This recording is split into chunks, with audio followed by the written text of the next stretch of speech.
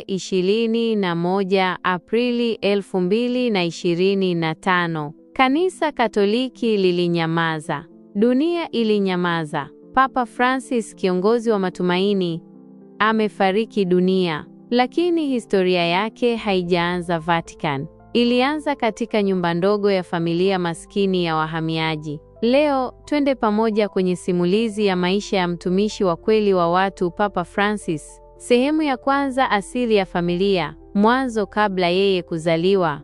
Baba yake, Mario Jose Bergoglio, alizaliwa mwaka 1908 kijijini Portacomaro, Italia. Alikuwa mwana wa familia ya wakulima wa kawaida. Wakati ghasia za kisiasa na utawala wa Mussolini zikishika kasi, Mario alilazimika kuhama. Alitafuta amani, akaelekea Argentina mwaka 1929 akiwa na matumaini ya maisha mapya.